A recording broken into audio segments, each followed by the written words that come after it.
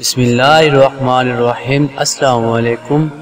ثنا کی عمر مشکل سے 16 سال تھی کہ اس کے والد کی موت واقع ہو گئی۔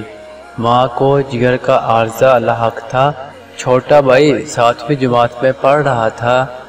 باپ کی وفات کے بعد گھر کا خرچہ چلانا مشکل ہو رہا تھا، تو ثنا نے سوچا کہ کہیں نوکری کی جائے، نوکری کی تلاش میں نکل پڑی۔ میٹرک پاس تھی، نوکری کون دیتا؟ وہ بیچاری بے شمار دفاتر کی خاک چھانتی رہی۔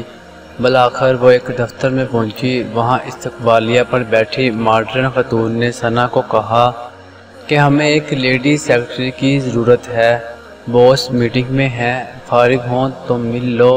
ثنا کو تھوڑا حوصلہ ہوا اور بیٹھ کر انتظار کرنے لگی۔ ثنا کے انتظار کی گھڑیاں ختم ہوئی۔ باس کی میٹنگ اختتام پذیر ہوئی۔ باس نے اندر بلایا۔ جیسے ہی ثنا دفتر میں داخل ہوئی، باس نے دیکھتے ہی چیخنا شروع کر دیا کہ تم کسی مدرسے میں پڑھنے آئی ہو یا جاب کے لیے آئی ہو؟ بتاتا چلوں، ثنا ایک مشرقی لڑکی جو نقاب برقع میں تھی۔ ثنا ایک دم چکرا سی گئی کہ وہ پاکستان میں ہے یا یورپ میں، جہاں برقع پہننے پر اتنا غصہ کیا جا رہا ہے۔ انہی سوچوں میں گم تھی کہ باس نے کہا جاؤ یہ برقع اور نقاب اتار کے آؤ۔ ثنا نہ چاہتے ہوئے بھی باہر چلی گئی اور برقع نقاب اتار کے آ گئی۔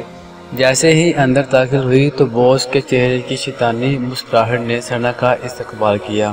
ثنا کو لگ ہی نہیں رہا تھا کہ یہ وہی پہلے والا باس ہے۔ خیر، پہلے تو باس نے ثنا کی خوبصورتی کی تعریف کی، پھر یہ پوچھنے لگا کہ پہلے تم نے کہیں جاب کی ہے، پبلک ڈیلنگ آتی ہے، وغیرہ وغیرہ۔ تعلیم کے بارے میں کوئی سوال نہ پوچھا گیا۔ ثنا پریشانی کا شکار تھی کہ یہ کیسا انٹرویو ہو رہا ہے۔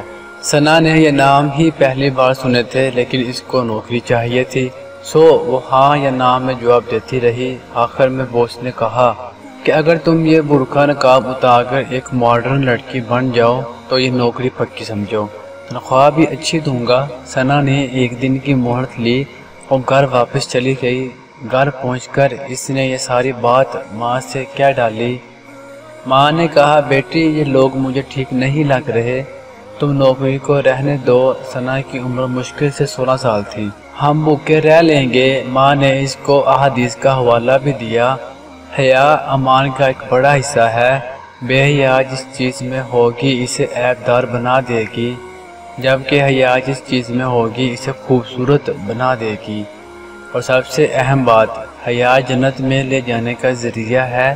لیکن ثنا کو اپنے گھر کی فکر تھی، اپنے بھائی کے فیوچر کی فکر تھی۔ رات بھر سوچنے کے بعد ثنا نے فیصلہ کر لیا کہ اپنے گھر کی خاطر میں یہ سب کچھ کر لوں گی۔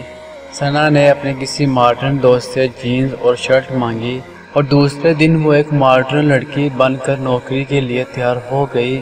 جیسے ہی اپنے گھر سے نکلی تو گلی میں آتے جاتے لوگوں نے حیرت اور عجیب نگاہوں سے دیکھنے لگے، جیسے وہ اپنی نظروں سے ثنا کا ایکس رے کر رہے ہوں۔ خدا خدا کر کے گاڑی آئی تو ثنا سوار ہو کر اپنے نئے دفتر کی طرف روانہ ہو گئی۔ دفتر پہنچی تو سارے لوگ حیران ہوئے کہ یہ وہی ثنا ہے جو کل ڈری سہمی ہوئی ایک مشرقی لڑکی تھی۔ آج یہ اتنا بڑا بدلاؤ کیسے آ گیا؟ ان کو کیا پتا ثنا کو کتنی مجبوری میں ایسے بننا پڑا۔ ہر آدمی تعریف کیا جا رہا تھا۔ صاحب کی آمد ہوئی تو انہوں نے بھی رسمی کلمات ادا کیے اور پرائیویٹ سیکرٹری کے کام سمجھانے لگے۔ ثنا نے سر ہلا کر جی سر کہا اور اپنی سیٹ پر جا کر بیٹھ گئی۔ اس کے بعد دفتر میں بے شمار لوگوں کا آنا ہوا۔ ان میں کچھ ایسے بھی تھے جو ثنا کو اپنی ہوس زدہ نظروں سے دیکھ رہے تھے۔